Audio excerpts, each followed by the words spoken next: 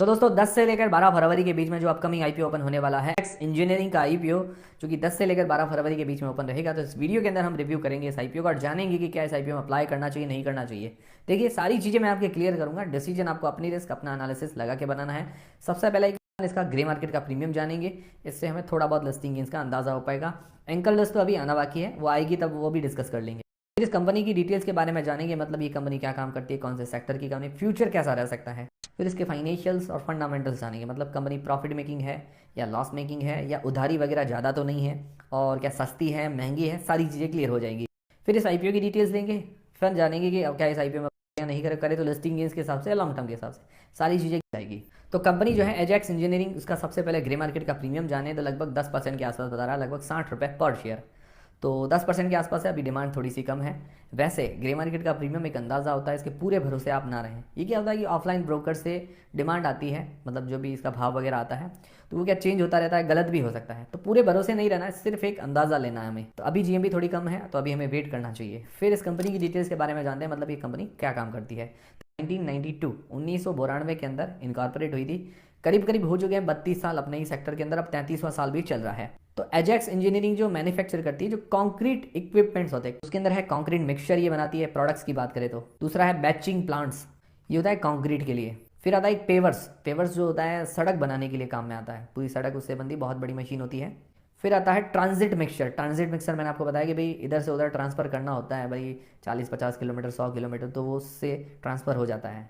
फिर आते हैं डंपर्स।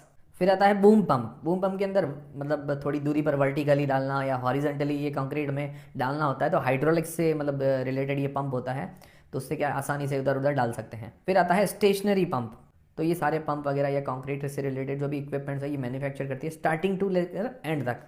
पूरा इसका इन हाउस है, डिज़ाइन डेवलपमेंट मैन्युफैक्चरिंग पूरा इन हाउस है, काफ़ी अच्छी बात है।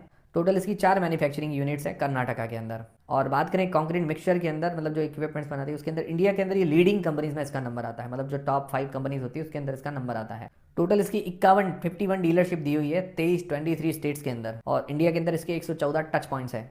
और विदेशों के अंदर भी डीलर हैं, लगभग 25 के आसपास विदेशों के अंदर फॉरेन कंट्रीज में इसके डीलर्स वगैरह हैं। अभी तक ये 15,700 कस्टमर्स को मतलब सर्विसेज दे चुकी है, और इंडिया के अंदर 29,800 प्रोडक्ट्स या यूनिट सेल कर चुकी है लास्ट 10 सालों के अंदर। तो इसका काम शानदार है, यूनिक मुझे काम लगा, मतलब ऐसे ही मैंने बहुत कम कंपनीज देखी है। स्पेशलाइजेशन इसका है कंक्रीट बिजनेस के अंदर, बहुत ही अच्छा लगा। फिर इसके फाइनेंशियल्स और फंडामेंटल्स जाने, अगर फाइनेंशियल्स 2022 से 2024 तक दिए गए हैं, 30 सितंबर 2024 मतलब 2 क्वार्टर्स के भी दिए गए हैं। तो अगर इसके एसेट्स देखते हैं तो एसेट्स के अंदर साल दर साल ग्रोथ है, 735 करोड़ से 1348 करोड़ रुपए के आसपास हुए हैं। रेवेन्यू के अंदर भी साल दर साल ग्रोथ देखने को मिल रही है, 771 करोड़ से 1780 करोड़ रुपए के आसपास हुए हैं। तो मतलब 2-2.5 गुना जैसी ग्रोथ है, काफ़ी अच्छी बात है। बाकी अभी 2 क्वार्टर के 794 करोड़ रुपए हैं, तो वो 2 क्वार्टर्स का अगर दुगुना करते हैं तो वो थोड़ा सा भी कम नज़र आ रहा है। बाकी अगले क्वार्टर का देखते हैं, वो पूरा रिजल्ट तो पूरे साल का पता चलेगा। बाकी अभी देखिए FY24 तक ग्रोथ शानदार है। बाकी बात करें प्रॉफिट आफ्टर टैक्स की, तो प्रॉफिट आफ्टर टैक्स साल दर साल बढ़ा है, 66 करोड़ से 225 करोड़ रुपए के आसपास हुआ है। प्रॉफिट मार्जिन्स 12% से ऊपर के निकल कर आते हैं, बहुत ही शानदार बात है। बाकी नेट वर्थ साल दर साल बढ़ी है। इसके हाथ में रिजर्व्स अगर देखें, मतलब जो एक्स्ट्रा पैसा होता है वो 984 करोड़ रुपए के आसपास है, बहुत अच्छी बात है। और अभी देखें तो लगभग इसके ऊपर ऑलमोस्ट डेट है ही नहीं, तो इसको आप मान सकते हैं ऑलमोस्ट डेट फ्री कंपनी। ऐसी बहुत कम कंपनीज देखने को मिलती है जिनके रेवेन्यू प्रॉफिट के अंदर अच्छी ग्रोथ हो, रिजर्व्स उसके हाथ में अच्छे हो। फिर ROE 24%, ROC 32% की, बहुत शानदार है। फिर इसका पी वैल्यूएशन देखे, पी 32 का निकल कर आता है, प्राइस टू अर्निंग्स रेशियो। और अदर जो इसकी कंपनीज है 35 से लेकर 46 के बीच में निकल कर आता है। तो अदर कंपनीज के मुकाबले देखें तो पी वाइज सही वैल्यूएशंस है, फेस वैल्यू 1 रुपये पर, तो भी मुझे थोड़ी महंगी लग रही है।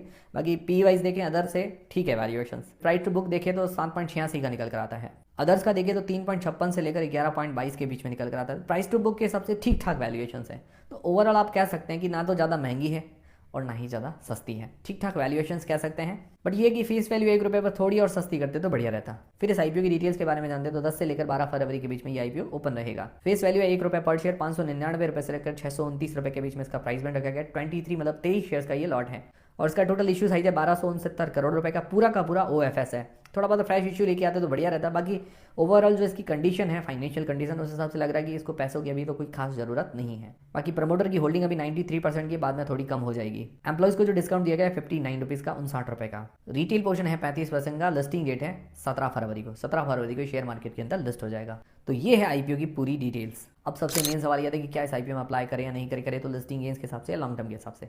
उससे पहले आप सबसे पहले जी जीएमपी भी थोड़ी कम है, अभी 10% है। मिनिमम मेरा क्राइटेरिया रहता है 20% हो तो ठीक है, थोड़ा सेफ हो जाता है। तभी थोड़ी कम है तो वेट करना चाहिए। फिर दूसरी चीज़ है भाई इसकी वैल्यूएशंस ना तो ज़्यादा महंगी ना ज़्यादा सस्ती, तो इसके अंदर आधा पॉइंट हम दे सकते हैं, ठीक है। और फिर तीसरे पॉइंट है एंकर डस्ट, वो आना बाकी है, सब्सक्रिप्शन आना बाकी है। तो अभी हमें थोड़ा वेट करना चाहिए, ओवरऑल मार्केट का सेंटीमेंट देके अप्लाई करने का सोचना चाहिए, जल्दबाजी नहीं करनी चाहिए। आप लोग क्या करेंगे कमेंट करके बता दीजिएगा।